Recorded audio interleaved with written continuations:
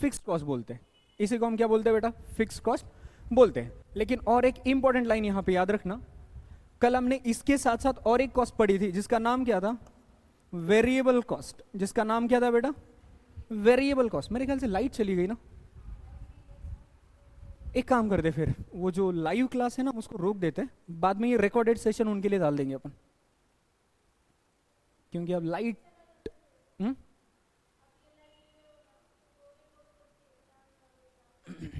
ए just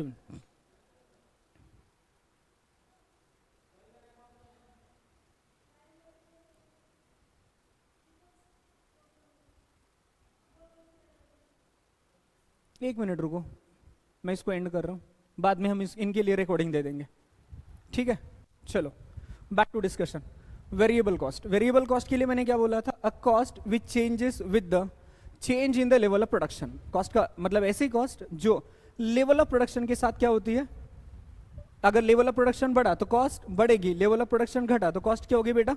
घटेगी। इसको हम क्या बोलते हैं? वेरिएबल कॉस्ट कहते हैं। इसके लिए मैंने कल आपको एक एग्जांपल दिया था, जैसे मान के चलो अगर सर आपको नोट्स प्रोवाइड करने का काम करते हैं, तो 2 स्टूडेंट पढ़ेंगे, तो मान के चलो एक नोट्स का सेट बनाने के लिए आपको खर्चा आता है लेट से 1000 रुपए। 2 स्टूडेंट पढ़ेंगे तो नोट्स का खर्चा कितना? 2 पढ़ेंगे तो एक स्टूडेंट को नोट्स देने का खर्चा 1000 रुपए। कितना है? गुड मॉर्निंग रे, कनेक्टर रहो कॉस्टिंग में। कॉस्टिंग ऐसे नहीं कि थियोरेटिकली बोल दिया हो गया, ये तुम्हारे दिमाग में विजुअलाइज होना चाहिए। अरे हाँ, एक बच्चे को एक सेट देने का खर्चा 1000 रुपए। चलो सेट छोड़ देना भाई, तुम छोटे बच्चे हो, नर्सरी में आए हो हमारे यहाँ पर पढ़ने के लिए, नर्सरी स्कूल के हो, तुमको हम स्टडी किट देते हैं। स्टडी किट में तुमको एक बैग देना पड़ेगा, वाटर बैग देना पड़ेगा, बैग मतलब अपना वाला बैग, वाटर बैग। उसके बाद शूज देना है आपको, स्पोर्ट का एक ड्रेस कोड देना है, और भी कुछ देना है। ये पूरे स्टडी किट का खर्चा आता है लेट सपोज हमारे लिए 1000 रुपए। कितना आता है? 1000 रुपए आता, मान के चलो। अब अगर मेरे यहाँ पर एक स्टूडेंट पढ़ेगा तो खर्चा कितना? 2 पढ़ेंगे तो, 3 पढ़ेंगे तो, मतलब नंबर ऑफ स्टूडेंट अगर बढ़ेंगे तो एक हजार के पोर्शन में ये बढ़ता जाएगा। नंबर ऑफ स्टूडेंट अगर घटेंगे तो एक हजार के पोर्शन में ये घटता जाएगा। बराबर है? पॉसिबल है क्या? इसी को हम क्या बोलते हैं? Variable cost. अब जरा इंपॉर्टेंट बात यहां पे सुन लेना, मैं बहुत इंपॉर्टेंट बात करने जा रहा हूं यहां पर।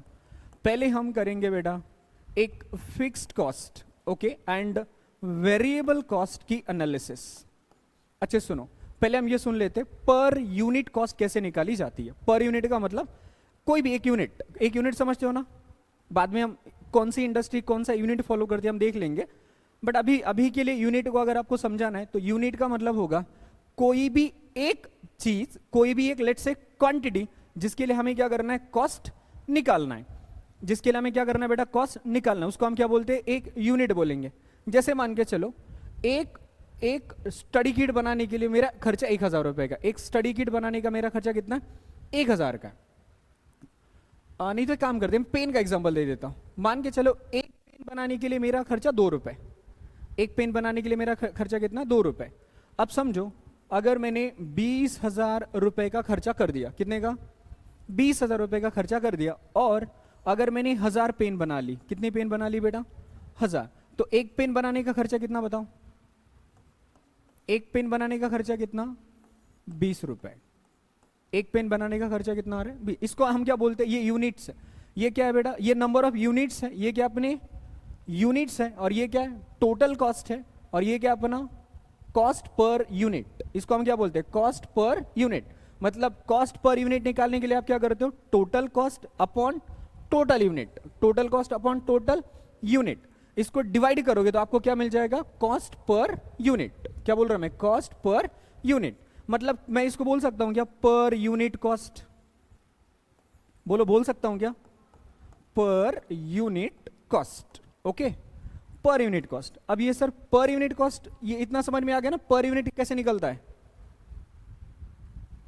पर यूनिट कैसे निकलता है समझ में आ गया ना? क्योंकि इसके आगे मैं जब वर्ड बोलूंगा ना कि हाँ देखो, per unit fixed cost variable होती है and per unit variable cost fix होती है, जब मैं ये बोलूंगा ना तो साला तुम उधर कंफ्यूज रहोगे, बाद में हालांकि ये पर यूनिट का है। ऐसे नहीं लगना चाहिए। कंफर्म समझ में आ गया पर यूनिट क्या होता है? मतलब एक चीज का खर्चा, हम उसको हम क्या बोलते हैं? Per unit. अब मैंने आपको क्या बोला? नॉर्मली वेरिएबल कॉस्ट क्या होती है बेटा, सॉरी फिक्स कॉस्ट क्या होती है, fix which remains fix irrespective of level of production, irrespective of the level of production, उसको हम क्या बोलते हैं बेटा, फिक्स्ड कॉस्ट बोलते हैं। एंड वेरिएबल कॉस्ट का मतलब क्या, ऐसी कॉस्ट जो लेवल ऑफ प्रोडक्शन के साथ बढ़ेगी और लेवल ऑफ प्रोडक्शन जैसे घटेगा तो घटेगी। अब ये सुनो, अब मैंने क्या बोला बता, टोटल में, इंपॉर्टेंट था, टोटल में ये जो हमारी टोटल फिक्स कॉस्ट होती है ना, टोटल में हमारी फिक्स कॉस्ट क्या रहेगी पता है, नहीं, टोटल में हमारी फिक्स कॉस्ट रहती है वेरिएबल। इंपॉर्टेंट है, ऐसे कंफ्यूजन हो सकते हैं। टोटल में हमारा फिक्स कॉस्ट क्या रहेगा, वेरिएबल। और याद रखना पर यूनिट, क्या बोल रहा मैं, पर यूनिट हमारी फिक्स्ड कॉस्ट होती है वेरिएबल। पर यूनिट हमारी फिक्स कॉस्ट क्या होती है, वेरिएबल। ओके, अब इधर सुनो, पर यूनिट वेरिएबल कॉस्ट क्या होगा रे, अरे बताओ ना, पर यूनिट वेरिएबल कॉस्ट क्या होगा हमारा, फिक्स। ये लाइन कहीं पे लिख के रखना, एज इट इज है, इंपॉर्टेंट भी है। हाँ, क्या हमारी की नोट्स में है, तो बिल्कुल है, हमने इसको ऑलरेडी हमारी की नोट्स में दिया हुआ है क्या, ऑफकोर्स दिया हुआ है, चिंता करने की जरूरत नहीं है। ओके, अब बट सर इसको समझाओ ना जरा, आपने बोल लिया और हमने मान लिया, ऐसा होगा क्या, नहीं ना, मैंने बोला और आपने मान लिया, ऐसा होना भी नहीं चाहिए। आपको वो सच में समझ में आना चाहिए कि फिक्स्ड कॉस्ट सच में पर यूनिट वेरिएबल होता है। कैसे, इधर सुनो संध्या, मैं आपको एग्जांपल दे रहा हूं। रेंट मेरा कौन सा कॉस्ट है, फिक्स्ड या वेरिएबल, रेंट मेरा कौन सा कॉस्ट है, फिक्स है या वेरिएबल है, फिक्स है, पक्का। अब देखना इंपॉर्टेंट, मान के चलो मैं एग्जांपल ले लेता हूं, हमारी रेंट का खर्चा है मात्र 10,000 रुपए, 10,000 रुपए। अब 10,000 के ऊपर कॉस्ट जाएगा क्या, शॉर्ट टर्म में नहीं जाएगा, लॉन्ग टर्म में जा सकता है। लेट्स से मैं नंबर ऑफ स्टूडेंट बोल रहा हूं, 10,000 कॉस्ट थी मेरे पास एक स्टूडेंट पढ़ रहा था, तो एक स्टूडेंट के लिए रेंट का खर्चा कितना, 10,000। एक स्टूडेंट के लिए रेंट का खर्चा कितना हो रहा है मेरे लिए, 10,000 रुपए। ओके, अब मुझे एक बात बताओ, अगर मैंने कहा कि भाई साहब रेंट का खर्चा था 10,000, मेरे पास 2 स्टूडेंट पढ़ रहे हैं, कितने स्टूडेंट पढ़ रहे, 2 स्टूडेंट, बताओ रेंट का खर्चा कितना, एक स्टूडेंट के लिए रेंट का खर्चा कितना, तो हम क्या बोलेंगे बेटा, 5,000 रुपए। अब सुनो, मान के चलना ये 10,000 मेरा रेंट का खर्चा है, और मेरे यहां पर अगर मान के चलो 10 स्टूडेंट पढ़ेंगे, तो एक स्टूडेंट के पीछे मेरा रेंट का खर्चा कितना होगा, 1,000 रुपए ना, 1,000 रुपए ना। अरे तुम लोगों का कॉन्ट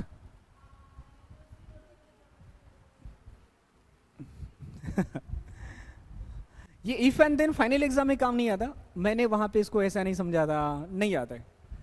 चलो ठीक है, क्लासरूम में मिस्टेक हो रहा है, कोई प्रॉब्लम नहीं। इधर सुनो, तुम्हारा टोटल रेंट कितना था, 10,000, मान के चलो अब तुम्हारे पास ना 10,000 स्टूडेंट पढ़ रहे हैं, एक स्टूडेंट के पीछे रेंट का खर्चा कितना, एक।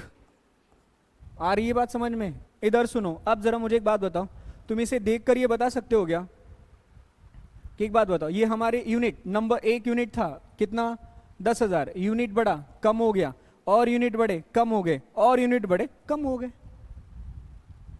क्लियर ना। क्या मेरी फिक्स कॉस्ट फिक्स है, ऑफ कोर्स फिक्स है। इधर भी देख लेना, फिक्स कॉस्ट टोटल में कितना था, 10,000 है, कितना, ये एक कॉस्ट एक यूनिट का कितना है, 5,000, एक यूनिट का कितना है, 5,000, कितने यूनिट है हमारे पास, 2, टोटल में कितना हो गया, 10,000। टोटल में वो फिक्स ही रहेगा, बट अगर मैं पर यूनिट की बात करूं तो वेरिएबल है, पर यूनिट की बात करूं तो वेरिएबल है। यहां पे सुन लेना, 10,000 कॉस्ट थी, और कितने थे रे बेटा अपने पास स्टूडेंट, 10 स्टूडेंट थे, तो अब कितना खर्चा हो रहा है अपनी, 1,000। अब मेरे पास 10,000 खर्चा है और स्टूडेंट कितने, 10,000, तो रेंट का खर्चा कितना। अब यहां से आगे सुनो, यहां से आगे, अब अगर कुछ समझ में आ जाए तो बोलो हाँ यार क्लिक हो गया। मेरा खर्चा 10,000 रेंट का, और मान के चलो मेरे पास 2,000 स्टूडेंट पढ़ रहे हैं, कितने स्टूडेंट पढ़ रहे हैं, नहीं कम नहीं करने, मुझे ज़्यादा करने, सॉरी जस्ट मिनट, मुझे नंबर ऑफ स्टूडेंट ज़्यादा करने हैं। इधर सुनो बेटा, मेरे पास 1,200 स्टूडेंट पढ़ रहे हैं। अब तुम्हारा आंसर नेगेटिव में आएगा, आएगा कि नहीं आएगा, सर कैसे निगेटिव है, समझ में आ गया ना? इधर सुनो, कॉस्ट कितना 10,000, नंबर ऑफ स्टूडेंट कितने 10,000, पूरा फिक्स कॉस्ट रिकवर हो गया, हुआ कि नहीं हुआ? अब इसके बाद मतलब देखना 10,000 के बाद, ये सॉरी मुझे यहाँ पे 12,000 बोलना था, 10,000 के बाद जितने भी स्टूडेंट तुम्हारे पास आएंगे ना, उनका जितना भी कंट्रीब्यूशन होगा टुवर्ड्स द फिक्स कॉस्ट, वो तुम्हारा सीधा सीधा नेट प्रॉफिट है, वो तुम्हारा सीधा सीधा नेट प्रॉफिट है। समझते हो ना? कि जैसे मान के चलो, मैंने क्या बोला, यहाँ पे एक कोचिंग क्लास कंडक्ट करने का मान के चलो 1 महीने का खर्चा है 30,000 रुपये रेंट का, 10 स्टूडेंट आगे पूरा रेंट रिकवर हो गया, 10 स्टूडेंट आगे पूरा रेंट रिकवर हो गया। अब इसके बाद अगर एक भी स्टूडेंट आ गया, उससे जितना पैसा मिलेगा सीधा मेरा फायदा है, सीधा मेरा क्या बेटा फायदा है। इसलिए हम क्या बोलते हैं, फिक्स कॉस्ट टोटल में फिक्स है बट पर यूनिट में क्या होती है, वेरिएबल। अब सुनो वेरिएबल कॉस्ट की बात, अब हम किसकी बात करने जा रहे हैं बेटा, वेरिएबल कॉस्ट के बारे में।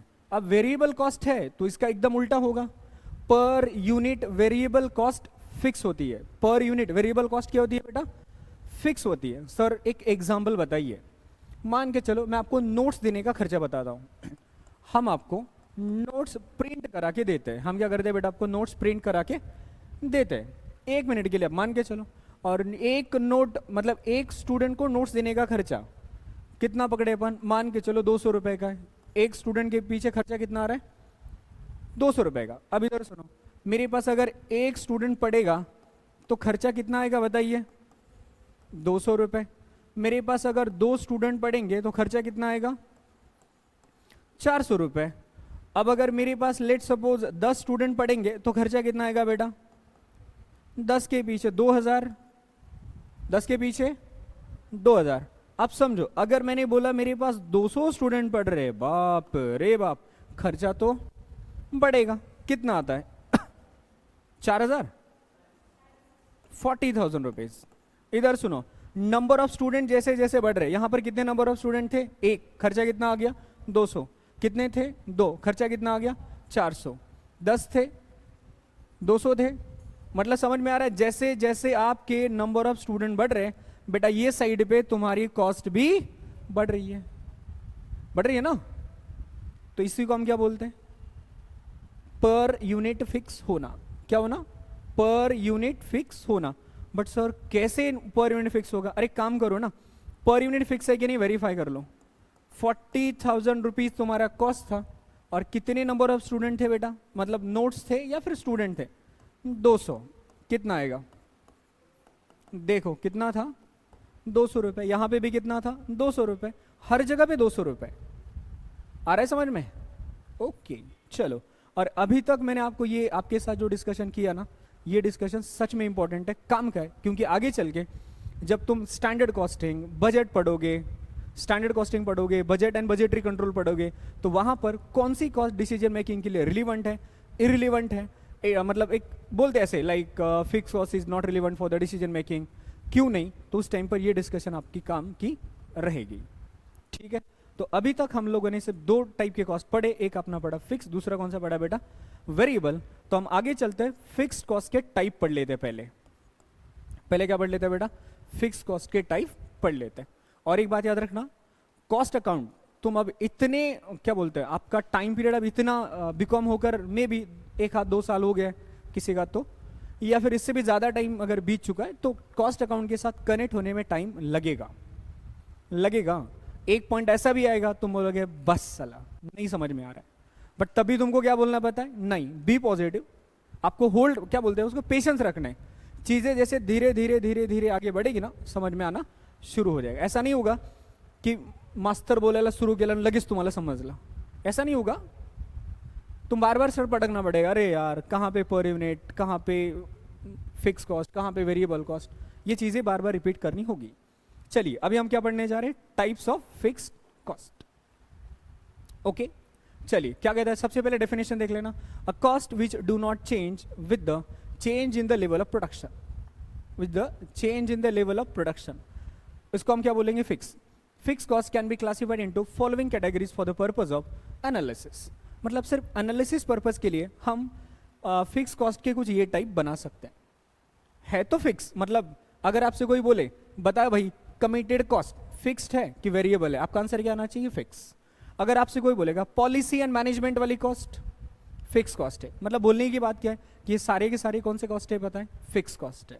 कौन से कॉस्ट है बेटा, फिक्स कॉस्ट। तो पहला कॉस्ट कौन सा है अपना, कमिटेड कॉस्ट। कौन सी कॉस्ट है बेटा, कमिटेड कॉस्ट है। अब देखना कमिटेड का मतलब क्या रे, वो सलमान भाई का डायलॉग मत चिपका देना, एक बार अगर मैंने कमिटमेंट कर दिया तो फिर मैं अपने आप की भी नहीं सुनता, वो वाला नहीं। कमिट करना मतलब क्या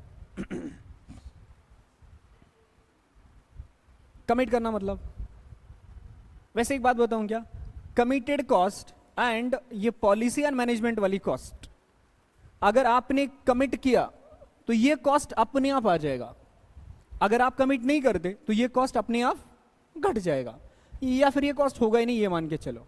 और एक इंपॉर्टेंट बात, अगर आपने एक बार कमिटमेंट कर दिया है तो क्या तुम उसको इमीडिएटली बंद कर सकते हो क्या, मतलब अरे ये कौन सा कमिटमेंट है यार, मैंने एक सेकंड में कमिट कर दिया, दूसरे सेकंड में अपने स्टेटमेंट से हट गया, ऐसा होना चाहिए क्या, नहीं होना चाहिए। ये बात दोबारा सुन लेना, क्यों, क्योंकि इसमें वो क्या बोलेगा बता, इधर देखो इधर लिखा है कैन नॉट बी, किधर लिखा है ये, can not B quickly eliminated, मतलब हम इसको ऐसा नहीं होगा कि शॉर्ट टर्म में फटाक से इस कॉस्ट को बंद कर दे, होगा क्या, नहीं होगा, ये कॉस्ट चलती रहेगी। क्यों, जैसे मान के चलो आपने आपका फैक्ट्री इंश्योरेंस निकाल लिया, फैक्ट्री इंश्योरेंस फिक्स कॉस्ट है, फैक्ट्री इंश्योरेंस क्या है, फिक्स कॉस्ट है। अब उसके बाद देखो हम बोलते हैं एडवर्टाइजमेंट का खर्चा फिक्स, एक तरीके से मान के चलो कि तुमने किसी एडवर्टाइजमेंट एजेंसी के साथ कॉन्ट्रैक्ट किया, 4 साल के लिए बोले 40 लाख रुपए हमारी एडवर्टाइजमेंट करो, कमिट किया ना आपने, अब ये 4 साल तक आपको 40 लाख, मतलब 4 साल के लिए 40 लाख, मतलब 1 साल के लिए आपको 10 लाख रुपए आपकी कॉस्ट क्या है, कंफर्म है, चलती रहेगी, कंफर्म है, चलती रहेगी। 4 साल के अंदर इन बिटवीन ये कॉस्ट कभी खत्म करी जा सकती है क्या, अगर आप करोगे तो उसका अल्टीमेट इंपैक्ट आपको आपके आउटपुट के ऊपर या सेल्स के ऊपर पक्का दिखेगा। तो देख लेना क्या लिखता है, these cost are incurred to maintain certain facilities and can not be eliminated quickly, जैसे द मैनेजमेंट हैज लिटल और no discretionary in this cost. Example ये दिया है, रेंट है, इंश्योरेंस है, रेंट है, इंश्योरेंस है। चलो पहली कॉस्ट समझ में आ गई। कमिटेड कॉस्ट का मतलब क्या, a cost which is required to be spend to maintain certain services, to maintain certain services और फैसिलिटीज, सर्टेन सर्विसेज और फैसिलिटीज। जैसे एग्जांपल क्या अपना, रेंट है, इंश्योरेंस है, इसके अलावा भी बहुत सारे होते हैं फिक्स नेचर के। आगे चलो, policy and management cost, policy and management cost, जैसे मान के चलो आपने आपके एम्प्लॉय को काम पे रखते टाइम पर उनको बोला था कि हम आपको एचआरए देंगे, क्या देंगे हम आपको, एचआरए देंगे, याद है ना, HRA house rent allowance, income tax में बढ़ा था। उसके बाद मान के चलो आप बोलते हो हम आपको आरएफए देंगे, रेंट फ्री फर्निश्ड और अनफर्निश्ड अकोमोडेशन, बराबर है, ये मैनेजमेंट की पॉलिसी है। हम आपको लाइक मान के चलो कि कैंटीन फैसिलिटी देंगे, कैंटीन फैसिलिटी पता है ना कि ब्रेक के दरमियान आपको चाय पानी नाश्ता वगैरह ये मिलेगा, ओके। तो ये मैनेजमेंट की पॉलिसी है, अगर मैनेजमेंट इस कॉस्ट को रखना चाहे तो रख सकता है, मैनेजमेंट ने अगर डिसाइड किया ना कि ये कॉस्ट रखना नहीं है तो वो रख भी नहीं सकता, समझे क्या, ठीक है, इतना ज्यादा इंपॉर्टेंट नहीं है। फिर क्या कहता है देख लेना, पॉलिसी एंड मैनेजमेंट कॉस्ट का मतलब, the policy cost are incurred for implementing a particular management policy such as executive development housing etcetera. Executive, वही एग्जीक्यूटिव डेवलपमेंट हाउसिंग का मतलब मान के चलो एक तरीके से आरएफ है, एम्प्लॉय लोगों के लिए रहने, एम्प्लॉय लोगों को रहने के लिए घर देना, मैनेजमेंट लेवल पर, मैनेजरियल लेवल पे लोगों को कार की फैसिलिटी देना, ड्राइवर की फैसिलिटी देना वगैरह वगैरह, ठीक है।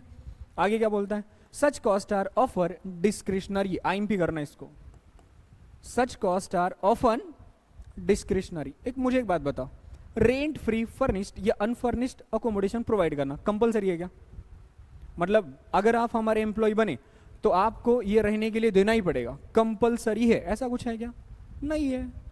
अगर एम्प्लॉयर को लगा ठीक है अपने पास अवेलेबल फैसिलिटी है, उतना कॉस्ट अपन बियर कर सकते हैं तो दे देंगे, नहीं तो देंगे क्या, नहीं देंगे, छोड़ देंगे, राइट। आगे चलो, डिस्क्रिशनरी का मतलब समझते हो ना भाई, अरे भाई साहब डिस्क्रिशनरी का मतलब समझते हो ना, डिस्क्रिशनरी होना मतलब क्या, देखते हैं आप लोगों का इंग्लिश जरा, हाँ जी, डिस्क्रिशनरी, अरे डिस्क्रिशनरी, पहले डिस्क्रिशन का मतलब क्या होता है, विल, डिस्क्रिशनरी का मतलब क्या होगा, डिस्क्रिशन का मतलब होता है विल, अगर उनकी इच्छा है, उनकी विलिंगनेस है, तो वो कॉस्ट देंगे, वो सर्विस देंगे, नहीं तो नहीं देंगे। ठीक है, आगे चलो। नेक्स्ट है अपना डिस्क्रिशनरी कॉस्ट। अरे भाई क्लियर कट बात बोल रहा है। डिस्क्रिशनरी कॉस्ट का मतलब अगर मैनेजमेंट को उचित लगा, मैनेजमेंट को लगता है कि ये वाला कोई XYZ खर्चा है जो आपको करना चाहिए, तो वो करेंगे। अगर उनको लगता है नहीं करना चाहिए तो करेंगे क्या? नहीं करेंगे। तो ऐसी कॉस्ट को अपन क्या बोलेंगे? Discretionary cost. And the more importantly, ये कॉस्ट आपके ऑपरेशन रिलेटेड होती नहीं। क्या लिखा देख लेना, these are not related to the operations and can be controlled by the management, can be controlled by management, okay, can be controlled by management। आगे क्या बोलता है देखना, these costs result from special policy decision, new research etc can be eliminated or reduced desirable at the level। चलो ठीक है, management चाहे तो इसको कम कर सकता है, डिस्क्रिशनरी पावर है, मतलब डिस्क्रिशनरी कॉस्ट है। जैसे एग्जांपल के लिए हमारी पॉलिसी है कि हम अपने टीचर लोगों को उनके सब्जेक्ट में उनकी नॉलेज को इन्हांस करने के लिए उनको एक रिसर्च अलाउंस नामक अलाउंस देते हैं। अब मुझे एक बात बताओ, रिसर्च अलाउंस देना मैंडेटरी है क्या? नहीं है। अगर हमें लगता है कि हमारे टीचर वो पैसा लेकर मान के चलो कोई क्लास अटेंड करेंगे, कहीं पर ट्रेनिंग के लिए जाएंगे, अपनी कम्युनिकेशन के ऊपर काम करेंगे, अपनी इंफॉर्मेशन टेक्नोलॉजी का ज्ञान बढ़ाएंगे, अगर मुझे ऐसा लगता है तो हम वो खर्चा करेंगे। बट एक पॉइंट पे मुझे ऐसा लगा कि नहीं, इट्स नॉट यूजफुल, अगर मुझे ऐसा लगा तो मैं उसको बंद भी कर सकता हूँ ना। तो इसको हम क्या बोलेंगे? Discretionary cost. समझ में आ गया? पक्का ना? ठीक है, रिपीटेड बेसिस पे देख लेना, बाद में समझ में आ जाएगा। स्टेप कॉस्ट आइम भी करना, इसके ऊपर एग्जामिनेशन में बार बार क्वेश्चन रिपीट हो चुका है, इसको आइम भी करना। एग्जामिनेशन में इसके ऊपर क्वेश्चन बार बार रिपीट हो चुका है। ओके, सच में हो चुका। स्टेप कॉस्ट का एक दूसरा नाम भी है, आपको वो नाम लेकर क्वेश्चन पूछा जाता है। स्टेप कॉस्ट का दूसरा नाम है semi variable cost. Step cost का दूसरा नाम क्या बेटा? Semi variable cost. Step cost का दूसरा नाम होता है अपना सेमी वेरिएबल कॉस्ट। अब देखना, इसमें भी मजा आएगा, मतलब तुमको ऐसा लगेगा कि अरे हाँ कुछ तो नया सीखने को मिला। मुझे एक बात बताओ, क्या आपने कभी ऐसा नोटिस किया है क्या कि कुछ कॉस्ट ऐसी कॉस्ट होती है जो एक सर्टेन लेवल तक फिक्स रहती है, एक सर्टेन लेवल तक क्या रहेगा? फिक्स। और अगर वो लेवल के अगर आप ऊपर चले गए तो जैसे जैसे वो लेवल अप होता जाएगा आपकी कॉस्ट बढ़ती जाएगी। आपकी कॉस्ट क्या करेगी बेटा? बढ़ती जाएगी। मतलब साला ये तो कॉम्बो है। किस चीज का कॉम्बो है? Fix cost plus variable cost का कॉम्बो है। क्यों? क्योंकि मैंने क्या बोला, फिक्स कॉस्ट का मतलब क्या? A cost which remain fix irrespective of level of production, fix रहती है। तो हमने सेमी वेरिएबल कॉस्ट के लिए या फिर स्टेप कॉस्ट के लिए मैंने आपको क्या बोला? एक सर्टेन लेवल तक फिक्स, सर्टेन लेवल तक फिक्स, उसके बाद बढ़ना शुरू होगी, उसके बाद बढ़ना शुरू होगी। और जितना एक सर्टेन लेवल के बाद जितना बढ़ गया, अगर वहां से वो डिक्लाइन करना शुरू करेगा तो कॉस्ट भी क्या होगा? धीरे धीरे धीरे धीरे कॉस्ट भी क्या होगा? कम होगा। ओके, ये समझ में, ऐसे समझ में नहीं आता इसको। ये देखो एग्जाम्पल दूंगा ना तो समझ में आ जाएगा। हमारे मतलब वैसे ना आपका भी जन्म अराउंड 90s के आसपास का होगा, 90s के आसपास का नहीं, 2020 में। आपका जन्म कब हुआ है? 2000? हाँ तो 90s के आसपास हो ना। अजी 90s के आसपास होने का आप समझो, मेरा जन्म 1991 पे हुआ, तो मैं ये बोलूँ क्या कि मेरा जन्म 90s के आसपास नहीं हुआ? बोलूँ क्या? नहीं, डेढ़ एक साल बाद कह रहा, ऐसे बोल नहीं। अरे बात को समझो तुम। मतलब बताने का रीजन ये था, ये एकमात्र ऐसी जनरेशन है जिन्होंने सब कुछ देखा हुआ है, लिटरली सबको देखा हुआ है। सब कुछ कैसे देखा? जैसे मान के चलो मैं एकदम छोटा था ना, उस टाइम पर हम शक्तिमान वो ब्लैक डब्बे पे देखते थे। ब्लैक डब्बा समझते हो? दूरदर्शन, उस पे देखते थे। और आज कहां तक पहुंच गए बेटा? नेटफ्लिक्स तक। ये भी टाइम हमने देखा है।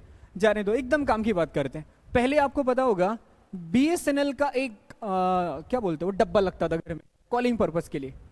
एंड इफ यू रिमेंबर, मैं BSNL के अलावा आपको मैं और भी एक एग्जांपल दूंगा, डोंट वरी। BSNL वाले क्या बोलते थे पता है? देखो भाई, तुम अगर 1 कॉल करो, 2 कॉल करो, 3 कॉल करो, कितने भी कॉल करो, कितना पता है, कितने भी कॉल करो, हम एक मंथ का, आपको पता है इनका एक मंथ का फिक्स चार्ज हुआ करता था। लेट्स से ये मंथ का फिक्स चार्ज मान के चलो 2000 रुपए था। ये 2000 रुपए में आपको क्या क्या मिलेगा पता है, मान के चलो 2000 रुपए में आपको 2000 कॉल मिलेंगे। 2000 कॉल का मतलब है मेरे लिए यहां पर मिनट, 2000 कॉल का मतलब क्या यहां पर मिनट, मतलब आप 2000 रुपए पे करो, 2000 फिक्स रहेगा। तुमने अगर एक भी कॉल किया तो 2000, महीने में एक कॉल किया तब भी कितना 2000, दो कॉल किए तो कितना 2000, चार किए तब भी कितना 2000। लेकिन मैंने कहा भाई साहब अगर मैं 2000 के ऊपर कॉल करूंगा तो उसने क्या बोला पता है, 2000 के ऊपर जितने कॉल करोगे, 2000 के ऊपर जितने कॉल करोगे, पर कॉल 1 पैसा, पर कॉल 1 पैसा। अगर मैंने 2001 कॉल किया तो कितना होगा मेरा खर्चा, 2001 पैसा, 2001 पैसा। अगर मान के चलो उसके ऊपर मैं जैसे जैसे कॉल करता जाऊंगा, जैसे सुनो इधर, मान के चलो मैंने 2100 कॉल करे, मैंने 2100 कॉल करे, पहले 2000 कॉल का तो 2000 चल गया, तो ऊपर के ये पहले 2000 के पीछे मैं कितना पेड कर चुका हूं 2000, जो कि फिक्स है, जो कि क्या है फिक्स है। ऊपर कितना था 100, तो 100 इंटू 0.1, 1 पैसा ना। अब अगर 2000 कॉल के ऊपर जैसे जैसे मेरे कॉल बढ़ते जाएंगे, कॉस्ट क्या होगा बढ़ता जाएगा, और 2000 के ऊपर के कॉल अगर मेरे धीरे धीरे धीरे धीरे घटते जाएंगे अप टू 2000, मेरा कॉल का खर्चा क्या होगा घटता जाएगा। बट तुम ये नहीं बोल सकते कि 2000 के नीचे जाएंगे तो एक भी कॉल मत करो। तुम मान के चलो तुमने घर में टेलीफोन लगा लिया, तुम पूरा महीना बाहर थे, तुम 6 महीना बाहर थे मान के चलो, तुम जैसे ही वापस आ जाओगे ना, BSNL क्या बोलेगा 2000 इंटू 6 भरो, भरना ही पड़ेगा। ये इसका आपको ना रिसेंट वाला एग्जांपल देता हूँ। मे भी अगर आपने ये इसके बारे में आपको पता नहीं था, सर हमको पता नहीं था BSNL का। एक बात बताऊँ, लास्ट में जब मैं 12th में था उस टाइम पर ना रिलायंस ने भी ऐसे फ़ोन लॉन्च करे थे। बट वो रिलायंस वालों की खास बात क्या थी कि उनको ना वायर के थ्रू कनेक्ट नहीं करते थे, वायरलेसली कनेक्ट होते थे फ़ोन, वो घर पे लगाते थे। सेम प्लान उन्होंने भी लाया था। आपको इलेक्ट्रिसिटी पता है, वो मीटर का फिक्स चार्ज होता है घर पे। अगर आपने कभी बिल का देखा है ना, तो मीटर का एक फिक्स चार्ज होता है। तुम 0 यूनिट यूज करो उतना मीटर का चार्ज रहेगा ही रहेगा, 2 यूनिट करो उतना ही रहेगा, समझेगा। मतलब उस यूनिट के अंदर जैसे मान के चलो ना, आपको उन्होंने बोला, वही 2000 का एग्जांपल देता हूँ भाई, मीटर का मंथली चार्ज कितना रुपीज 2000, मीटर का मंथली चार्ज कितना है 2000। अब वो क्या बोलते हैं पता है, वो लोग ऐसे रेंज भी देते हैं, अगर आपने कभी ठीक से देखा होगा तो अपने इलेक्ट्रिसिटी बिल को, वो क्या बोलते हैं आपके शुरू 0 से लेकर लेट से 100 यूनिट तक, 0 से लेकर 100 यूनिट तक हम आपसे पर यूनिट कॉस्ट लेंगे लेट से 15 रुपए। वैसे इतना नहीं है, कम है, बट मैं बोल रहा हूँ 15 रुपए। 100 से लेकर मान के चलो 200 यूनिट के दरमियान ये रेट बढ़कर हो जाएगा 17। 200 से ऊपर मान के चलो 400, तो ये रेट मान के चलो हो गया 20, और इसके आगे फ्लैट 25। इसके आगे कितना flat 25।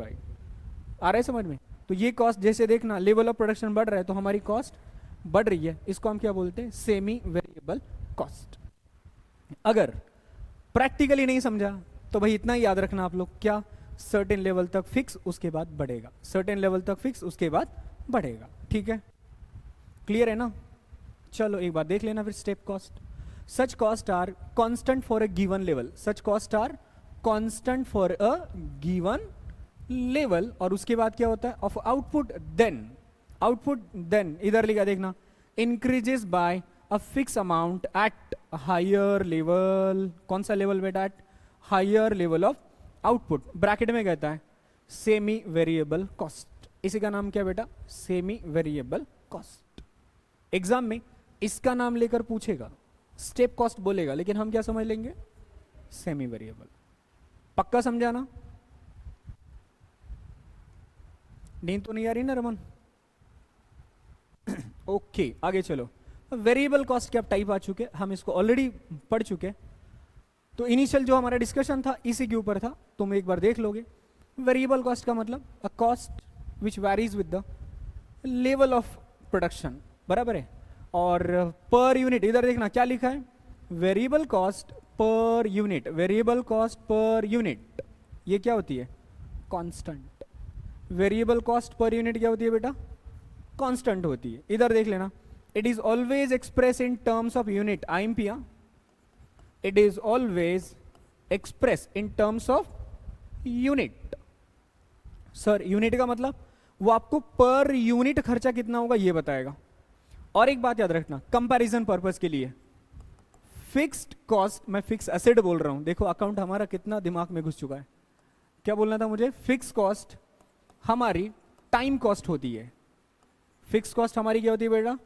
Time cost, which is also known as period cost. इसको हम दूसरा क्या बोलेंगे? Period cost. जैसे एक महीने का रेंट, एक साल का इंश्योरेंस, एक महीने का सैलरी, एक महीने का वेजेस, एटसेट्रा एटसेट्रा। इसका मतलब सर अगर हमें कभी कंफ्यूजन हो जाए ना कि भाई फिक्स्ड क्या है, वेरिएबल क्या है, अगर आपको पता चले ना कोई खर्चा टाइम वाला है तो आप उसको क्या बोलोगे? Fix cost. आप उसको क्या बोलोगे? Fix cost. और वेरिएबल कॉस्ट याद रखना ये हमेशा यूनिट कॉस्ट होती है। वेरिएबल कॉस्ट हमेशा क्या होती है? अपनी यूनिट कॉस्ट होती है। इसके ऊपर ज्यादा क्लैरिटी आपको धीरे धीरे मिलना शुरू हो जाएगा। अगला कॉस्ट बढ़ते हैं अपन, अपॉर्चुनिटी कॉस्ट। कौन सी कॉस्ट है बेटा? अपॉर्चुनिटी कॉस्ट है। 2 मिनट में रिवाइज कर लो बाकी की कॉस्ट।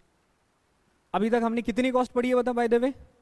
एक कौन सी पढ़ी? फिक्स्ड, दूसरी वेरिएबल, तीसरी सेमी वेरिएबल, तीसरी कौन सी पढ़ी? अरे स्टेप। स्टेप कॉस्ट का ही दूसरा नाम क्या? Semi variable. और सेमी वेरिएबल के बाद उसके अभी कौन सा पढ़ा था? वेरिएबल। इतना हो चुका? यहां तक कोई डाउट है? चलिए अगला कॉस्ट है अपना अपॉर्चुनिटी कॉस्ट। एक काम करना, कहीं पर अपॉर्चुनिटी कॉस्ट के आसपास कहीं पे लिख देना फॉरगॉन कॉस्ट। गॉन नहीं है, फॉरगॉन। अब तुम लोगों को आना चाहिए।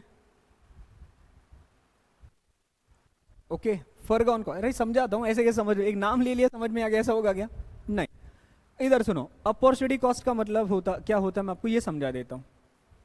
इधर सुनो, देखो इधर सबसे पहले अपॉर्चुनिटी कॉस्ट का मतलब होता है जब हमारे पास alternative course of action available है। हमारे पास क्या बेटा? Alternative course of action available होता है। अब जब आपके पास 2 ऑप्शन अवेलेबल है, लेट्स से आपके पास ए एंड बी, ऐसे 2 ऑप्शन अवेलेबल है। अगर आपने ऑप्शन ये चूज किया, बी चूज नहीं किया, तो बी चूज अगर करते, बी चूज अगर करते तो हो सकता है उसमें आपका कुछ फायदा नुकसान होता, कुछ कॉस्ट लगती, तो उसको हम क्या बोलेंगे पता है? Opportunity cost. जैसे इधर सुनो, मैं एक एग्जांपल दे रहा हूं। मान के चलो ये जो अपनी क्लासरूम है ना, या फिर ये जो प्रीमाइसेस है, दही बड़े सर का ओन है। मान के चलो, ओन का मतलब समझते हो ना? खुद का। ओन है मतलब समझते हो ना बेटा? खुद का है। अब सर के पास इसके 2 ऑप्शन थे। सर का बैंकर्स पॉइंट शुरू करने के पास इनके 2 ऑप्शन है। पहला ऑप्शन कौन सा है? अब सर क्या करते पता है? कि सर इस ओन प्रीमाइसेस में अपना खुद का बिजनेस शुरू कर दे। ओन प्रीमाइसेस में अपना खुद का बिजनेस शुरू कर दे, नहीं तो सर इसको किसी और को रेंट पे देते। तो अगर सर किसी को रेंट पे देते तो 1 महीने का रेंट कितना आता बेटा? 30,000 रुपए पर मंथ। 1 महीने का रेंट कितना आता? 30,000 पर मंथ। लेकिन सर ने ये कोर्स ऑफ एक्शन चूज नहीं किया। सर ने बोला कि नहीं भाई, इस बिल्डिंग में तो हम खुद का कोचिंग क्लास खोलेंगे। इस बिल्डिंग में क्या करेंगे? अपन खुद का कोचिंग क्लास खोलेंगे।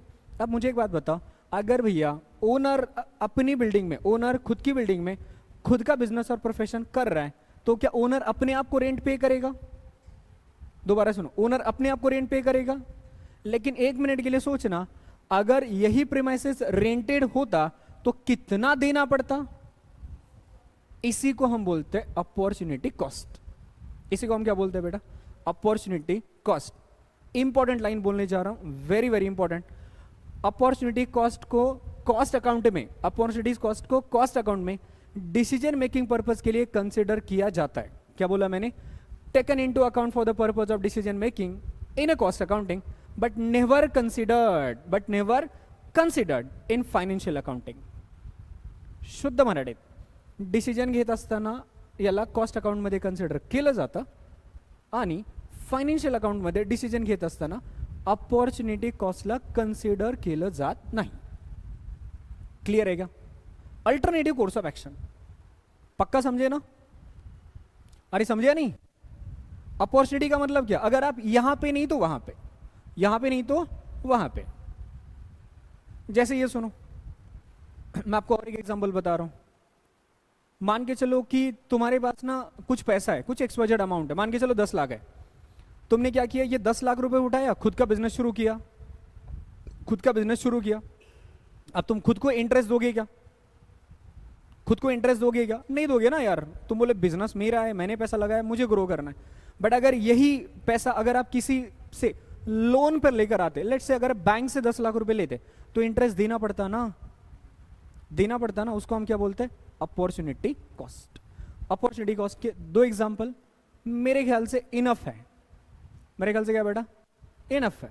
क्या सर हमें इसको कंसिडर करना चाहिए? ऑफकोर्स करना चाहिए ना, ऑफकोर्स करना चाहिए ना, क्योंकि जब तक तुम अपॉर्चुनिटी कॉस्ट को कंसिडर नहीं करोगे तब तक ये नहीं पता चलेगा कि कौन से कोर्स ऑफ एक्शन को कंसिडर करना चाहिए। आपके पास अल्टरनेटिव्स है, A B C D X Y Z, जो कोई अल्टरनेटिव है उनमें से कौन सा चूज करना है, ये पता करने के लिए हमें इसको कंसिडर करना पड़ता है। Opportunity cost is the cost of selecting one course of action and losing another opportunities. इसका मतलब क्या होता है? एक कोर्स ऑफ एक्शन को सिलेक्ट करना, दूसरे कोर्स ऑफ एक्शन को रिजेक्ट करना। तो वो रिजेक्शन वाली कॉस्ट को अपन क्या बोलेंगे? बोलो जी, क्या बोलेंगे? Opportunity cost. The benefit lost by rejecting the best competing alternative one chosen. थोडंसं गोंडस इंग्रजीत लिहिलं गेले, बट इनको बोलना क्या है भाई? एक चूज किया, अगर वो जो दूसरा चूज करते उसकी वजह से जो नुकसान हो रहा है उसको हम क्या बोलेंगे? Opportunity cost. और एक बात याद रखना, इसी को हम क्या बोलते हैं? क्या बोलते हैं उसको? Foregone cost. इकोनॉमिक्स में था 12th में। चलिए, संक कॉस्ट। संक कॉस्ट, वैसे संक इस इंग्लिश वर्ड का मतलब अगर किसी को पता है ना, तो भाई साहब इसे बताने की जरूरत तक नहीं पड़ेगी। संक का मतलब क्या? डूबना, है ना? संक का मतलब क्या? डूबना नहीं। Let it be. आप और आपकी इंग्लिश मैं आप पे छोड़ देता हूं। इधर सुनो, संक कॉस्ट का मतलब होता है, सबसे पहले exam oriented, sunk cost is not relevant for decision making. Exam में अगर क्वेश्चन आ गया, which one of the following is not relevant for the purpose of decision making, तो आपका आंसर क्या होना चाहिए भाई साहब? Sunk cost. क्या होना चाहिए? Sunk cost. एग्जाम्पल सुनो इधर, एग्जाम्पल क्या, इसका एक्सप्लेनेशन सुन लेना। Sunk cost means a cost incurred in a past. Cost incurred in a past मतलब पास्ट में जो कॉस्ट इनकर्ड हो चुका है उसको हम क्या बोलते हैं बेटा? Sunk cost. क्या बोलेंगे हम उसको? Sunk cost. मतलब अभी वो कॉस्ट होना है कि ऑलरेडी हो चुका है? हो चुका है ना? देखो क्या लिखा है, a sunk cost is one that has already been incurred. भैया हो गया, खर्चा हो गया। अब अगर खर्चा हो चुका है तब उस पर सोचने का कोई मतलब है क्या? नहीं। इसीलिए हम उसको क्या बोलते हैं? Not relevant for the decision making and can not be avoided by decision taken in the future. ये क्या बोलता है? As it refers to the past cost, बता दिया मैंने इधर वर्ड लिखकर, as it refer to the past cost, it is unavoidable cost. It is what? Unavoidable cost. Example क्या है? Sorry, not example. This cost is not useful for decision making as of all the past cost are irrelevant. क्यों भैया? Past में था, घटित हो गया, खत्म हो गया यार। अब उसके बारे में सोचकर फ्यूचर बदलने वाला है क्या? पास्ट के बारे में सोचकर फ्यूचर अगर नहीं बदलेगा तो इररिलेवेंट, समझेगा? तो इसका संक कॉस्ट का एग्जामिनेशन पॉइंट ऑफ व्यू से मैक्सिमम इंपॉर्टेंस क्या पता है? A cost which has been already incurred in the past, खत्म, उसको हम क्या बोलेंगे? Sunk cost, which is also known as past cost. Relevant है कि इररिलेवेंट है? इररिलेवेंट है। एलडीसी जैसे एग्जाम में आपको मैक्सिमम यही पूछेगा, बेटा बताओ रिलीवेंट है कि इररिलेवेंट है, तो आपका आंसर क्या आना चाहिए? इररिलेवेंट। Irrelevant, okay. चलो जी, अगला है इम्प्यूटेड कॉस्ट। कौन सी कॉस्ट है बेटा अगली? Imputed cost. इम्प्यूटेड कॉस्ट, एक काम करना, उसी के नीचे लिख देना नोशनल कॉस्ट। इसी के नीचे क्या लिख देना बेटा? Notional cost, notional cost. सबसे पहले खुद से पूछोगे रिलीवेंट या इररिलेवेंट। सबसे पहले क्या पूछोगे बेटा, रिलीवेंट या इररिलेवेंट, डिसीजन मेकिंग पर्पस के लिए रिलीवेंट या इररिलेवेंट। तो इसका आंसर क्या आना चाहिए, it's relevant, it's relevant. Decision making purpose के लिए क्या अपना इम्प्यूटेड कॉस्ट रिलीवेंट है, तो आंसर इज यस, रिलीवेंट है। इसी का दूसरा नाम क्या बेटा, नोशनल कॉस्ट, नोशनल कॉस्ट। सुनो, अब ये कॉस्ट क्या होता है, ये कॉस्ट का मतलब सिंपली ये होता interest paid to the partner या फिर interest paid to the proprietor on his capital. समझे कुछ, अगर हमने ओनर ने बिजनेस के अंदर पैसा लगाया एज ए कैपिटल, और उस कैपिटल के ऊपर अगर हम उसको एज ए इंटरेस्ट पेड करें, बात बताओ, प्रोपराइटरशिप वाले केस में पेड करने वाला कौन, लेट सपोज मैं, अपना बिजनेस है, मैंने दुकान में पैसे लगाए और मैं ही पैसा ले रहा हूं और दे किसको रहा हूं, मुझे। अजीब बात है ना, इसी को नोशनल कहते हैं। इधर सुनो, प्रीमाइसेस मेरा, दुकान मेरा, रेंट पे करने वाला मैं, और किसे पे हो रहा है पता है, मुझे। इसको हम क्या बोलते हैं, नोशनल कॉस्ट। इसको हम क्या बोलते हैं, नोशनल कॉस्ट। मैं कुछ और भी एक एग्जांपल सुनो, मान के चलो ये कोचिंग क्लासेस मेरा है, पढ़ाने वाला मैं, बराबर, पढ़ाने वाला मैं, ओनर मैं। बाद में मुझे क्या पता चला, अरे यार मैं अपने आप को तो कुछ पे नहीं कर रहा हूं। तो ओनर ने क्या डिसाइड किया, मतलब मैंने क्या डिसाइड किया, चलो अपने आप को सैलरी का पेमेंट कर दें। पे करने वाला कौन, मैं, पेमेंट किसको हो रहा है, मुझे। कुछ एग्जांपल समझ में आ गए। ओन प्रीमाइसेस मेरा था, ओन प्रीमाइसेस वाले केस में रेंट पे करना नोशनल है। एम्प्लॉयर अगर खुद को सैलरी पे करेगा, नोशनल है। ओनर अगर खुद के कैपिटल के ऊपर इंटरेस्ट लेगा, तो ये भी क्या है, नोशनल है। ये भी क्या बेटा, नोशनल है। देख लेना एग्जांपल के थ्रू, आराम से समझ में आ जाएगा। आगे चलते out of pocket cost, out of pocket cost. तुम 2 मिनट में इसको होमवर्क कर लेना, जल्दी से करो, और कुछ समझ में आ जाए तो बता देना मुझे भी। कुछ समझ में आ जाए तो बता देना, पढ़ लेना, समझ में आ जाएगा आराम से। Out of pocket, out of, easy है, पढ़ने के बाद आराम से क्लियर होगा।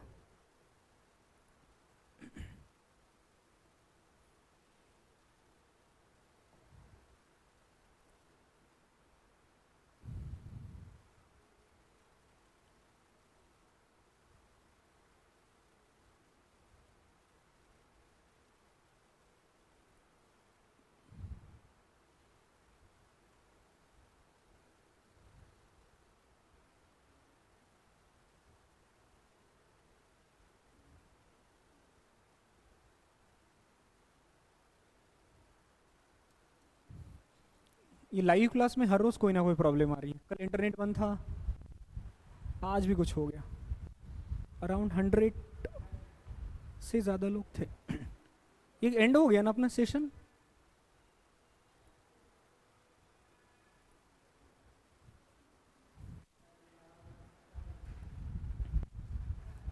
रेडी, पढ़ लिया। एक बात बताओ, आउट ऑफ पॉकेट कॉस्ट का मतलब क्या रे? आउट ऑफ, वैसे ना इसका कोई कॉस्ट का पार्ट होना नहीं चाहिए। Out of pocket cost means cost which involve payment to the outsider, payment to the outsider. अब मुझे एक बात बताओ, नोशनल कॉस्ट अगर छोड़ दिया जाए, कौन सा नोशनल, ये ऊपर वाला, इसके ऊपर जो हमने पढ़ा था, अगर मैंने ये छोड़ दिया जाए तो ऐसा कौन सा कॉस्ट है, कॉस्ट है जो हमें पे करने की जरूरत नहीं किसी को? ऐसा मत सोचूगा, नहीं है। जैसे डेप्रिसिएशन, क्या हमारी कॉस्ट है? बिल्कुल नहीं है। Depreciation is my cost. Cost का मतलब क्या? Resource sacrifice. अगर ये बोर्ड कोचिंग क्लास मतलब पढ़ाने के लिए यूज हो रहा है तो इसका लाइफ घट रहा है ना भैया, तो डेप्रिसिएशन मेरे लिए कॉस्ट है, रिसोर्स सैक्रिफाइस है कि नहीं? क्या डेप्रिसिएशन का पैसा हम किसी को पे करते हैं? कर दे क्या? नहीं करते।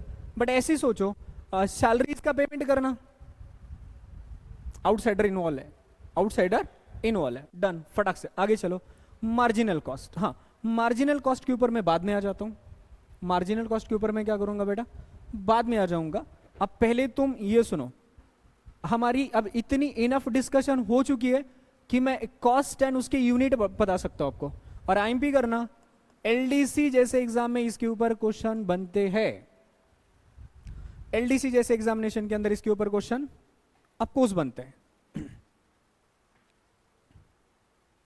एलडीसी जैसे एग्जाम में इसके ऊपर क्वेश्चन बनते हैं क्या? बनते हैं, ऑफकोर्स बनते हैं।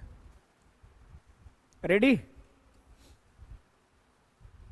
आईएमपी करना, आपको कॉस्ट यूनिट पूछा जाता है। एक इंडस्ट्री देंगे, क्या देंगे बेटा? एक इंडस्ट्री देंगे और बाद में उसका कॉस्ट यूनिट देंगे। इनिशियली हम पढ़ चुके थे। इधर सुनो, ऑटोमोबाइल इंडस्ट्री में, ऑटोमोबाइल मतलब पता है ना?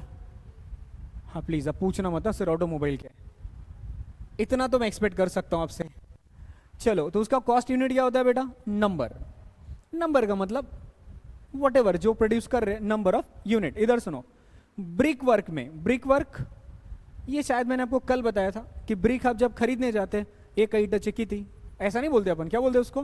पर 1000 ब्रिक। आगे क्या बोल रहे हैं? सीमेंट इंडस्ट्री, सीमेंट किलो में मिलता क्या? ऐसे मिल जाता है अपने लिए तो, बट जब इसके कॉस्टिंग की बात आती है तो ये टन में होगा। सीमेंट इंडस्ट्री के अंदर सीमेंट की कॉस्ट कैसे निकाली जाती है? पर टन के हिसाब से। कैसे निकाली जाएगी बेटा? पर टन के हिसाब से निकाली जाएगी। ट्रांसपोर्ट इंडस्ट्री की केस में क्या होता है? Ton kilometre, passenger kilometre. क्या क्या होता है? पर किलोमीटर और पैसेंजर किलोमीटर। क्योंकि अगर आप पैसेंजर मतलब सॉरी क्या बोलते हैं हम उसको, if it involves carrying of passenger, passenger भी तो कैरी करते हैं ना, विश्व ट्रैवल्स, फलाना ट्रैवल, डिमाका ट्रैवल्स, पैसेंजर कैरी करते हैं। और मान के चलो महादेव ट्रांसपोर्टर, इनका काम क्या है? पैसेंजर को कैरी करना या गुड्स को कैरी करना? गुड्स को कैरी करना। तो बेसिकली यहाँ पे दो होते हैं, याद रखना, टन किलोमीटर गुड्स वाली केस में, और पैसेंजर, अरे नीचे लिखा भी इधर देखो, पैसेंजर, पैसेंजर है तो क्या होता है बेटा? किलोमीटर। पैसेंजर है तो किलोमीटर। केमिकल की केस में क्या होता है? आईएमपी करो। केमिकल इंडस्ट्री की केस में आपके लिए यूनिट होगा litre, gallon, kilometre, sorry kilogram और टन। किलोग्राम और टन।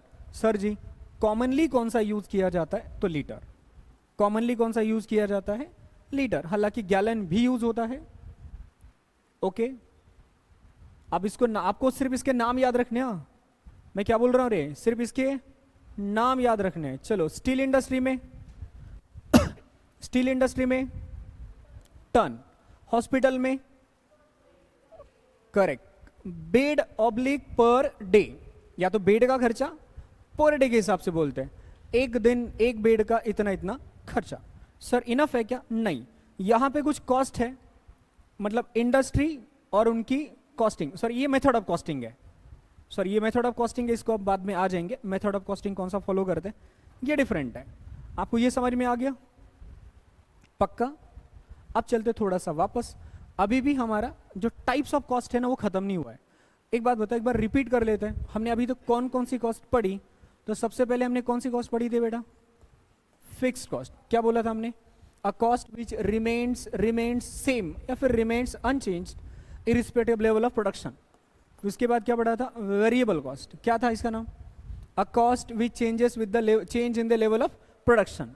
उसके बाद क्या पढ़ा था रे, जिसका नाम सेम ही है, स्टेप, जिसका नाम सेम ही है। स्टेप कॉस्ट का मतलब क्या? A cost which remains unchange up to certain level and start changing after certain beyond that level, उसको हम क्या बोलते हैं? Step cost. उसके बाद क्या पढ़ता? Opportunity cost. अपॉर्चुनिटी कॉस्ट का मतलब क्या? A cost of losing alternative course of action means what? Opportunity cost. आगे sunk cost, इंपॉर्टेंट है। sunk cost का मतलब a cost which has been already incurred in the past and which is no more useful in future, no more useful in a future। But कौन से point of view से? Decision making के point of view से। Future में काम की cost नहीं है, इसी को हम क्या बोलते हैं बेटा? अपॉर्चुनिटी कॉस्ट कहते हैं। क्लियर? आगे चलो। सॉरी अपॉर्चुनिटी नहीं, sunk कॉस्ट। अपॉर्चुनिटी नहीं, sunk कॉस्ट। कौन सी कॉस्ट? चलो, imputed cost is also known as notional cost. मान के चलो ओनर अगर खुद को सैलरी देता है, ओनर खुद के प्रेमाइसेस के लिए अगर खुद को रेंट पे करता है, उसके बाद ऐसे ही खर्चे, उसको हम क्या बोलते हैं? Imputed cost. Out of pocket cost क्या अभी बता दिया था? नहीं। फिर हमने क्या पढ़ा था? कॉस्ट यूनिट, कि कौन सी इंडस्ट्री कौन सा कॉस्ट यूनिट फॉलो करती है, बराबर है। अब इसके अलावा भी हमारे पास कुछ कॉस्ट मतलब बचा हुआ है, टाइप्स ऑफ कॉस्ट बचा हुआ है, तो एक बार उसको कर लेते हैं। अब यहां से थोड़ा इंपॉर्टेंट है, इधर देखना बेटा, classification of cost, classification of cost, but on the basis of what? Time, on the basis of time. Sir अभी तक हम जो पढ़ रहे थे वो कौन सा था? On the basis of nature. वो कौन से हिसाब से कॉस्ट चल रही थी बेटा? On the basis of nature था। अभी क्या चल रहा है? On the basis of time, on the basis of time. पहला कौन सा है देखो? Historical cost. और दूसरा कौन सा है बेटा? Pre determined cost, pre determined cost and historical cost. मुझे तो ना मतलब बोलते हैं ना, जहां से मैं देख रहा हूं मुझे ये दोनों तो सेम सेम नजर आ रहे, नजर आने भी चाहिए। क्यों? दोनों एक ही तो कैटेगरी के हैं, टाइम वाले एक ही तो कैटेगरी के ना। लेकिन ये क्या बोलता है बेटा? हिस्टोरिकल। और ये क्या है? Pre determined. ये क्या है? हिस्टोरिकल। और ये क्या है? Pre determined. अब फर्क समझना, हिस्टोरिकल कॉस्ट और प्री डिटरमाइंड कॉस्ट में होता क्या है। इमेजिन करो कि तुम ना कौन सी इंडस्ट्री में बिलोंग करते हो? क्या करते हो? इंडस्ट्री बताओ, कोई तो एक आध इंडस्ट्री। सॉफ्टवेयर, सर्विस वाला नहीं, प्रोडक्शन वाला बताइए। चलो मान के चलो तुम ये पेंट्स बनाते हो।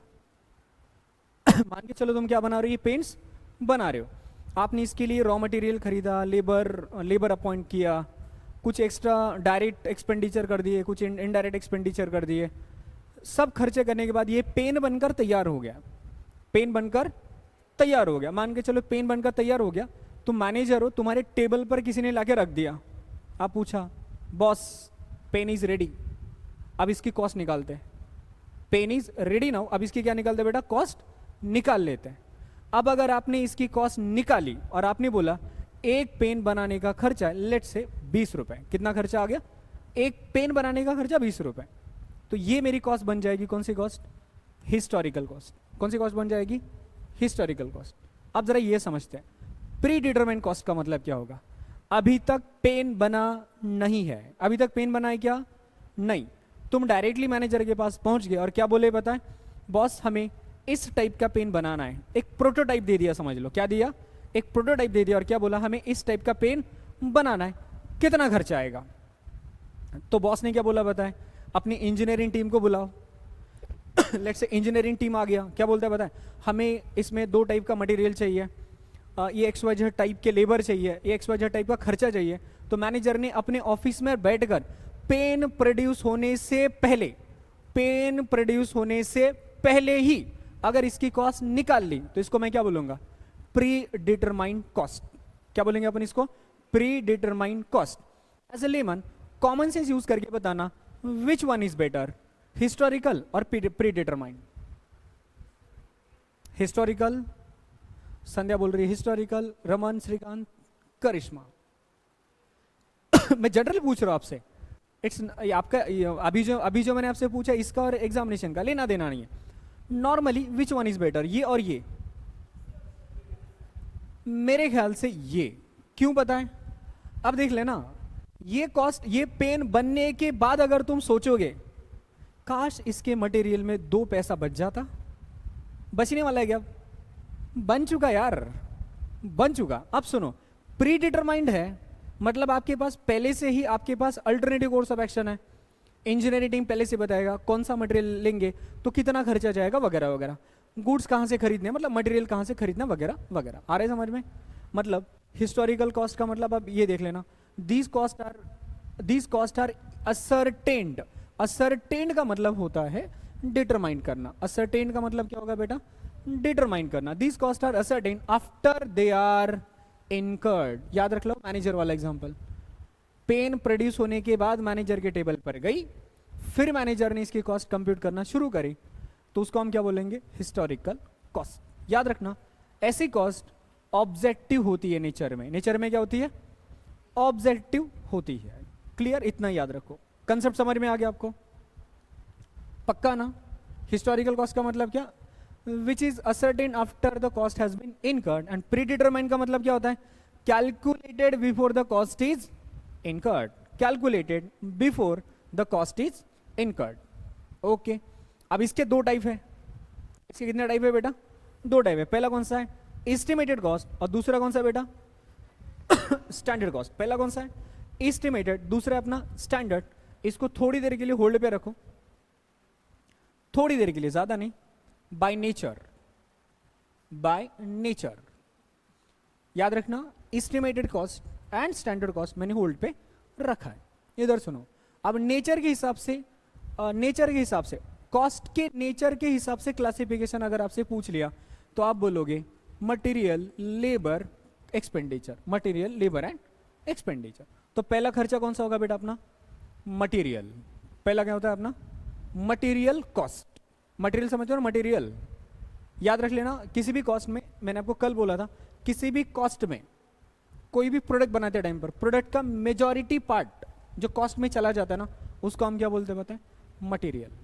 जैसे मान के चलो, ये शर्ट बनाते टाइम पर कॉटन हमारा मटेरियल है, ये पेन बनाते टाइम पर लेट से स्टील हमारा मटेरियल है, बेंचेस बनाते टाइम पर वुड हमारा क्या होता है? मटेरियल होता है ना? ओके, तो मटेरियल कॉस्ट इसको बोलते हैं अपन। आगे क्या बोलता है? The substance from which the product is made is known as material. It can be direct as well as indirect, it can be direct as well as indirect. IMP करना इसको।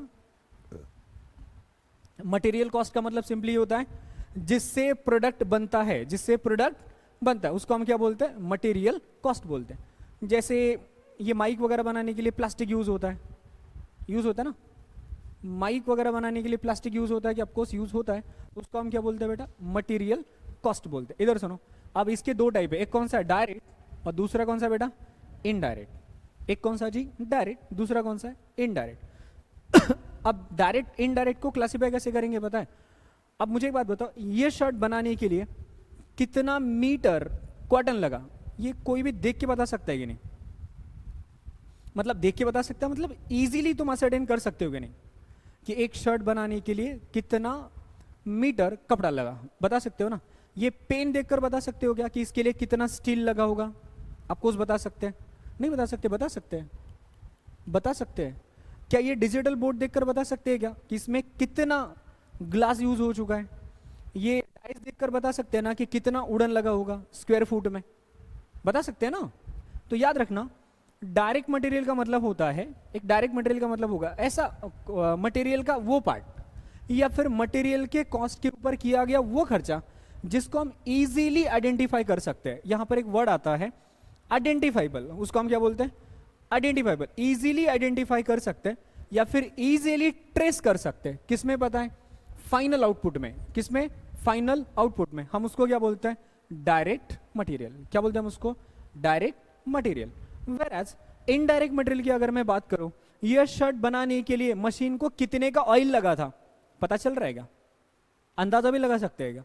नहीं। तो उसको हम क्या बोलेंगे बेटा? Indirect material. तो सुनो, पहले डायरेक्ट मटेरियल का मतलब क्या? Materials which become the major part of the finish product. ऐसा मटेरियल जो फिनिश प्रोडक्ट का मेजर पार्ट होता है, जैसे कपड़े वाले केस में cotton. Okay, finish product and can be easily, ये वर्ड आईएमपी कर देना please, can be easily trace किया जा सकता है किसके साथ? फाइनल यूनिट के साथ। डायरेक्ट मटेरियल इंक्लूड, अब डायरेक्ट मटेरियल के कुछ एग्जांपल है जो इंपॉर्टेंट है, मैंने उसको ऑलरेडी हाईलाइट कर दिया है। कौन सा? Primary packing material. Primary packing material अगर ये डायरेक्ट है, मतलब सेकेंडरी पैकिंग आपके लिए क्या होगा?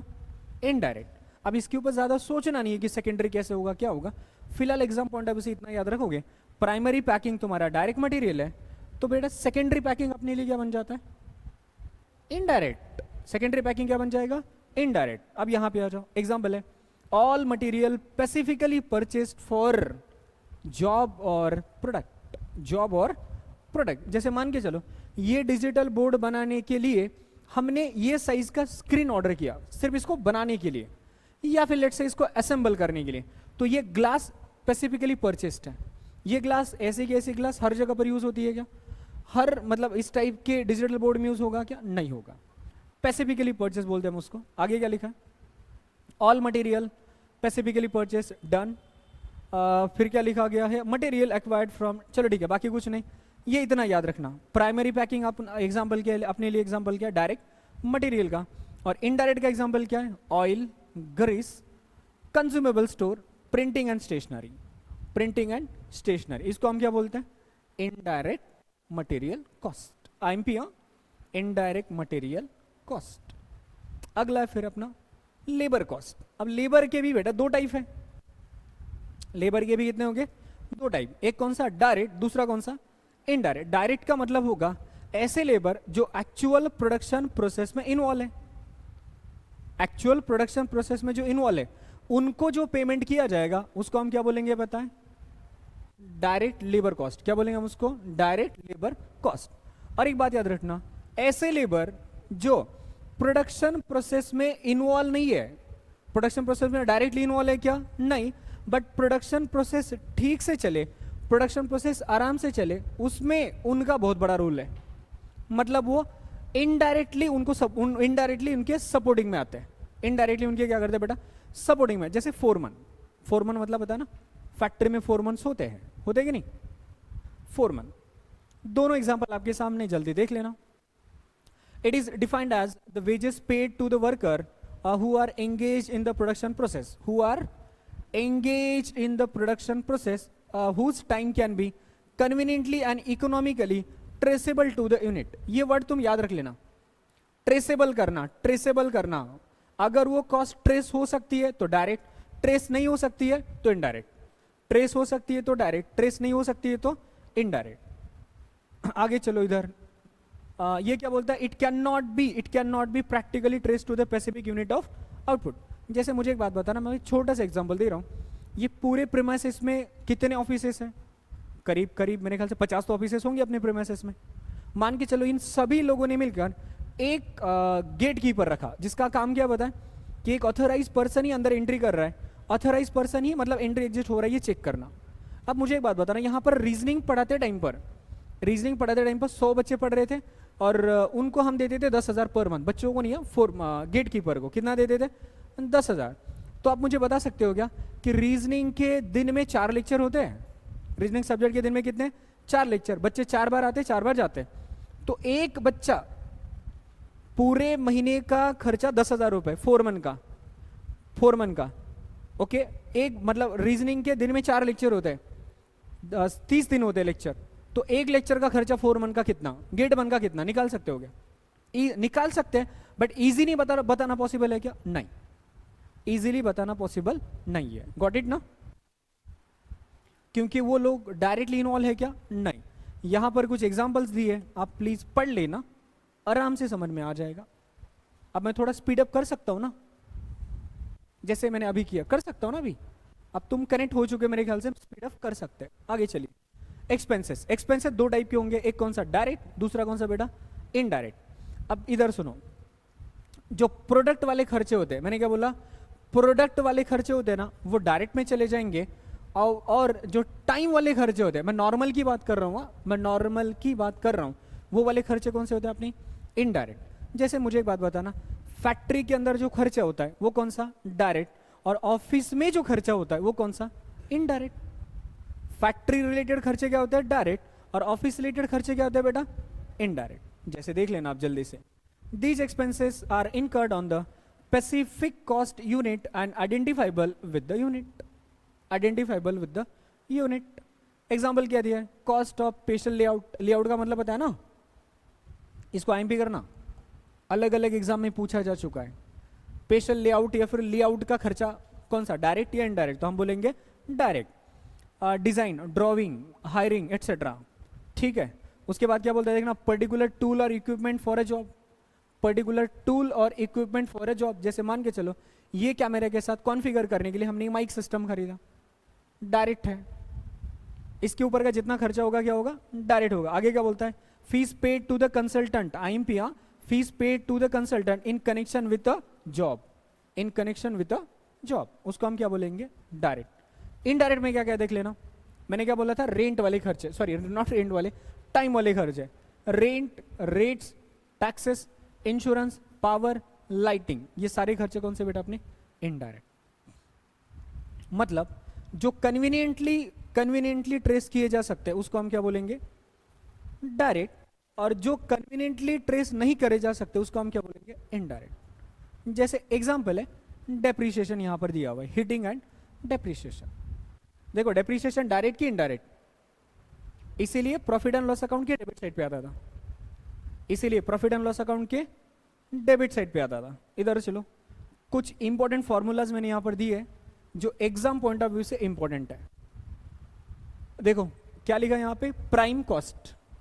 प्राइम कॉस्ट अब तुमको ये आना चाहिए। इधर सुनो, अगर मैंने आपसे बोला direct material plus direct labour plus direct expenditure, ये तीनों की टोटल क्या कहलाएगी, तो आप क्या बोलोगे पता है, पीसी, प्राइम कॉस्ट। कौन सी कॉस्ट कहलाएगी बेटा, ये प्राइम कॉस्ट। क्लियर है ना, तीनों का sum, direct material, direct labour, direct expenditure, क्या कहलाएगा, प्राइम कॉस्ट। और इसके ऊपर न्यूमरस टाइम एग्जाम में क्वेश्चन रिपीट हो चुका है, practical as well as theoretical. But sir practical तो आपने लिया नहीं। अरे भाई उसमें लेना क्या है, तुमको कुछ खर्चे डायरेक्ट देंगे, कुछ खर्चे इनडायरेक्ट देंगे, तुमको सिर्फ direct direct direct direct identify करके उसको प्लस करना है, बराबर कि नहीं।